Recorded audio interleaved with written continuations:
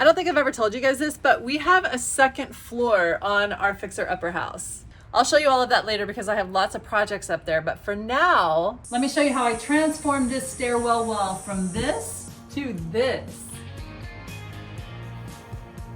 When we first moved in, this is what this wall looked like. A previous owner placed barnwood on the wall, which just wasn't our style. So we removed it and it's looked like this unfinished ever since.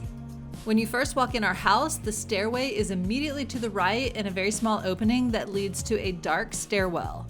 I've known for a while that I've wanted to open up this wall and give the stairs more light, and lucky for me, this is not a load-bearing wall, which makes opening it up much easier. We're gonna start with demo, so I'm preparing the floor so it's protected while the wall comes down. The old handrail has been on my hit list since day one, and I'm thrilled to finally be taking it down.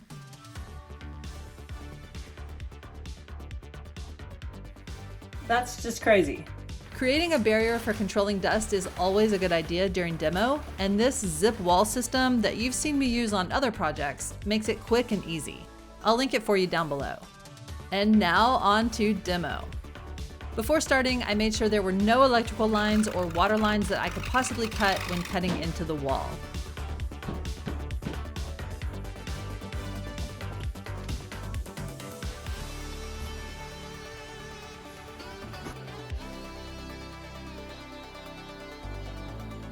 I don't want to rip the ceiling drywall next to the top of the wall, so I carefully cut between the two with a utility knife to prevent any tear out on the ceiling.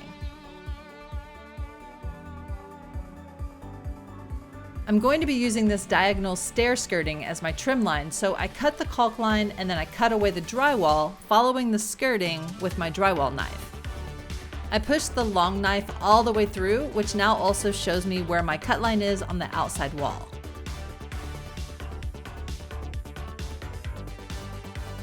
It's already looking so much better and so much lighter in this stairwell. The next day I started by cutting some 2x4s that I'm using to close in the cavity of the wall. I placed 2 temporary screws on the top as handles and then lowered the boards down into the wall, securing the board into the studs with screws.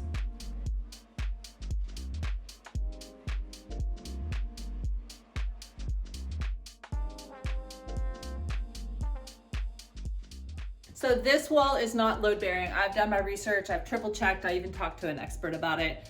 And on top of all that, when I just kind of barely bang on this stud, you probably can't tell on camera, but it bends and bounces. There's no weight on it. But I did just notice something I just messed up on. This is what I did. I just put in these diagonal 2x4s and a couple of spots. It was easier for me to go right through the stud with a screw into the 2x4 to attach it, and that worked really well. But my next step is to now come through and cut these flush, and there's a screw in the way. So I'm gonna have to take those screws out, cut these, and then reattach them after the stud is removed. I removed the screw and then I used my reciprocating saw to cut the studs flush with the wall. Now I can take that same problem screw and re-secure the top board into the lower studs. And then I just repeated the process for the second stud.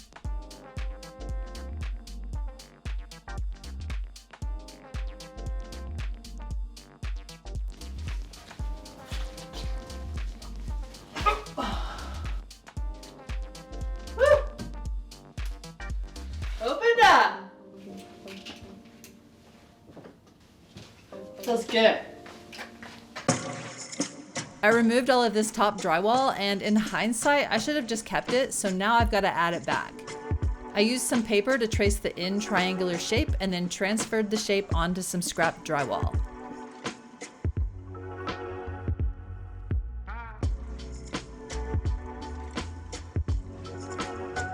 And then I also added back a strip to the top. For filling gaps in drywall, the standard is to use hot mud, or in other words, a very quick setting joint compound. This compound is great for gaps as it's stronger and it's much less likely to crack over time. However, it doesn't sand well, so I only use it for gaps, and then I use something much more sand friendly for the top coats. For the corners, I'm installing corner bead, which is a protective strip that covers the exposed edges of drywall. I'm cutting them with a 45-degree cut so they will match up easier with the neighboring pieces. The strip cuts easily with some general metal snips. For the rest of this drywall, I'm going to be using +3 joint compound, which is my go-to compound for most drywall tasks and skim coating. This stuff works well, it's easy, and it sands really well. I like to add a little bit of water to it to thin it out just a bit. I then added some joint compound to the edges and then started embedding my corner beads. I'm no drywall pro, but I can get it done. If you'd like some good instruction, I've left you some links below to some really good drywall videos from some pros. This is drywall paper, and you can see that it has a crease in the middle to fold it for corners. I cut a strip the length of the ceiling, and then I applied it the same way as the corner bead by embedding it into some joint compound. Okay, and now onto the skim coat. I've shown this process before in my kitchen renovation video, but what I'm doing is taking joint compound and filling in the low spots of this textured wall to create a flat, smooth wall. This first coat does not need to be perfect, and again, I'm just filling in the low spots and trying to keep a relatively smooth coat. As it starts to dry, you can see how the mud is filling in the low textured spots to create a smooth wall. I let the wall dry overnight, and the next day I came back and knocked down any high spots with my drywall knife. And then I got to work with my second coat of joint compound to fill in any voids and just really smooth out the wall. I like to work with a trowel when doing this, but there are other methods that work great too. Once that dries, the last step is to sand it all smooth. I like to use a combo of this 360 pole sander and a hand sanding sponge. Raw drywall needs to be primed with a primer made for bare drywall, which will seal the raw porous surface. I brushed on the edges and then I rolled on the rest. While the primer was drying, I went ahead and switched out this old light switch for a much more updated one. And then I applied the paint. The white paint that we use throughout our house is Simply White by Benjamin Moore. It's a really good white. It's not too cool and it's not too warm. And by the way, I love upgrading to these switch plate covers that hide the screws. This part's all getting covered with wood, but this skirting board on the side, it's solid wood. It's been dinged and bumped. I think it'll look a lot better with a nice clean edge, so I'm gonna use some hand tools before I add wood to cover this up and give it a nice clean edge. I made a straight reference line and then I cut the board with my pull saw. And yes, I will be updating this old skirting in a future stair project. With the wall painted, I can now install a baseboard. I painted it and then I attached it with some trim nails into the studs. And then I caulked the top for a finished look.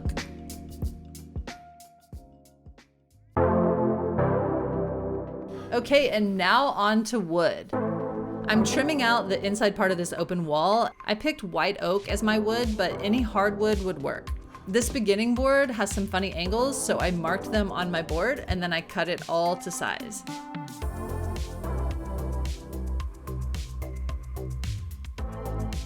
For installation, I'm using a combo of construction adhesive and pin nails, which will dry super strong. The longboard will have angled cuts at the ends, also called bevels. I found the angle on one end with an angle finder, and for the other side, I set my board in place and then I marked the cut. Super easy. I then cut the end bevels with my miter saw. My saw isn't quite big enough to make the cut all the way through this board width, so I finished the cut with a pull saw. Installation of these boards, just like before, is a combo of construction adhesive and pin nails.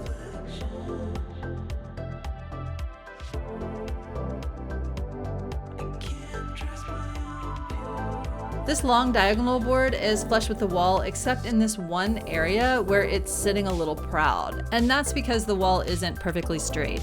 To fix this, I got out my electric hand planer, which shaves down long stretches of wood really easily. I made multiple shallow passes until this board was flush. A sander could also work, but it would just be much slower. Real quick before we add the slats, I'm excited to tell you that I have some news that I finally get to share. Women have long been underrepresented when it comes to work clothing, and that's all finally changing as Timberland PRO just released an all-new women's workwear collection. For the last few weeks, I've been trying out a few of the items, and I can tell you that Timberland PRO really got it right. The new shirts have an anatomical fit specific to women with room to move for performance and comfort. They are light enough to breathe and strong enough to hold up to the job site, and I like that they aren't too short in the waist. Workwear pants for women have especially been the biggest void, and I'm so happy to tell you that these new utility pants are what we've been needing. They have a good rise on the waist, the material is flexible so we can bend and move without restriction, they have real, deep pockets that we can actually use, and personally, it's a huge relief to finally have women's workwear pants offered in length options. The new Timberland PRO women's line is designed with the durability we need, and I've never had workwear fit me so well. I've left you a link down below so you can check out the whole line. On behalf of women, big thanks to Timberland PRO. Now back to the build. Okay, and now on to the slats. I took boards 3/4 of an inch thick and I cut several slats 1.5 inches wide. The width of the slats is just personal preference. Each slat will fix to the wall with one hidden screw at the top. I took a Forstner bit and drilled out a recess, and then with a regular drill bit, I pre-drilled all the way through for the screw. This recess will allow me to plug the screw holes in just a bit. On the bottom of each slat, I cut a 15-degree angle, which I think is just a nice design. Attaching the slats is pretty straightforward. I started at the far end, placed some construction adhesive at a few points on the back of the slat, and then I flushed the board up with the ceiling, making sure the slat was straight and plumb. I then screwed the slat to the wall at the top and shot a pin nail into the bottom.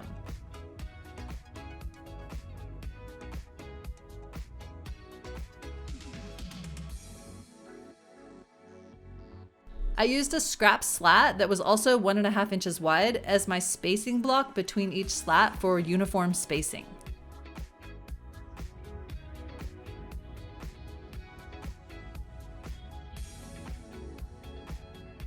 The only obstacle I had on this wall was this one light switch, and I just cut the slat to accommodate for the switch, and then I installed the top and the bottom the same as before.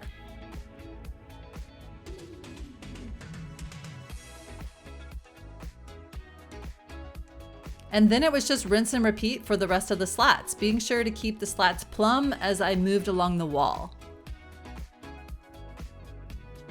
As I got further down the wall, I realized that a laser line level would be a really great addition to help install the boards plumb. And if any boards had a slight bow to them, this laser line was helpful to manipulate the board straight, held in place with a pin nail and the construction adhesive on the back.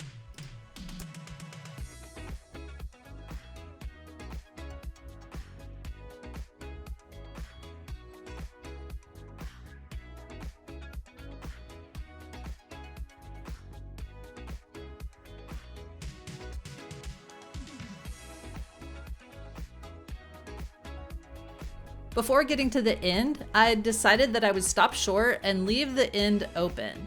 I like the design of it, and it also helps to make the opening of the stairwell feel more open. And after seeing how it looks, I'm really glad I did. To plug the holes at the top, I'm going to cut my own plugs with this special bit. I took a scrap piece of the same white oak and I drilled out some shallow plugs the same size as my recessed holes. Removing the plugs from the board is simple with a chisel or a screwdriver. You can just apply a little bit of side pressure and they pop right off. And then to install them, I just hammered them into the holes and sanded them flush. And here's a quick tip. Pay attention to the grain lines of the plugs and match them up directionally with the grain lines of the slats. Any holes from the trim nails got filled with wood filler and then sanded smooth.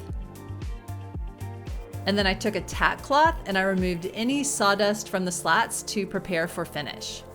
And then lastly, I'm using a water-based clear finish to protect and complete the slats. And with that done, this wood slat wall is finished.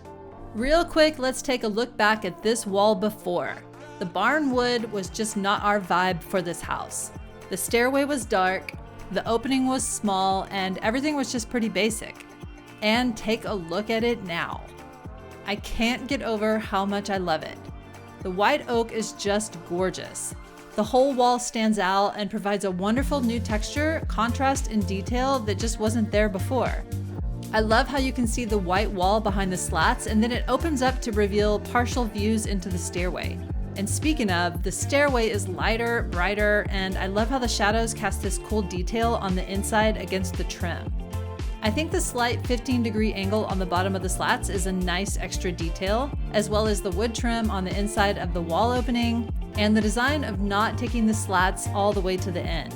I also changed out this boob light for a much better fixture. And with that done, this hallway is officially done. Stay tuned as I'll be renovating the actual stairwell in the future. Thanks so much for watching, and I'll see you back here soon on the next project.